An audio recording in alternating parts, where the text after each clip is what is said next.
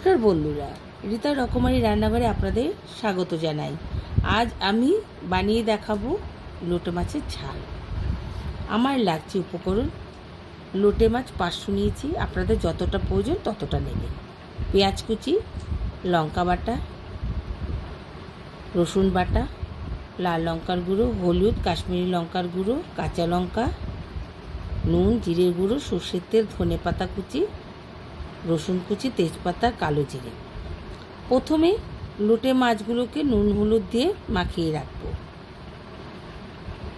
তারপর কড়াইতে সর্ষের তেল দিয়ে ওই তেলেতে পেঁয়াজ কুচি, রসুন কুচি, তেজপাতা, কালো জিরে ফোড়ন দিয়ে নাড়াচাড়া করে তার মধ্যে রসুন বাটা, পেঁয়াজ বাটা, কাঁচা লঙ্কা বাটা দিয়ে নাড়াচাড়া করব। করার পর কাশ্মীরি লঙ্কার গুঁড়ো, লাল লঙ্কার গুঁড়ো দিয়ে নুন হলুদ দিয়ে জিরে গুঁড়ো দিয়ে নাড়াচাড়া করে কষিয়ে নেব।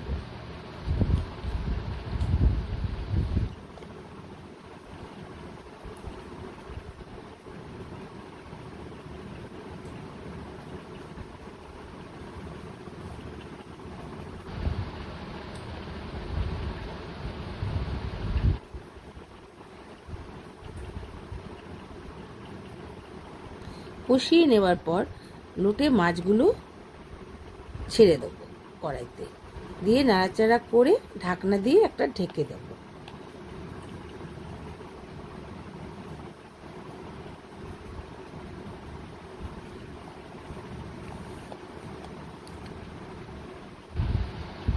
কিছুক্ষণ পর ফিরে আসার পর ঢাকনা খুলে তাতে ধনে পাতা কুচি, চেরা কাঁচা লঙ্কা, সর্ষের তেল দিয়ে নামিয়ে ফেল। এভাবে তৈরি হয়ে গেল লোটে মাছের ঝাল। রান্নাটি ভালো লাগলে আমার চ্যানেলটি সাবস্ক্রাইব করতে ভুলবেন না। ভিডিওটিতে লাইক, কমেন্ট, শেয়ার করতেও ভুলবেন না।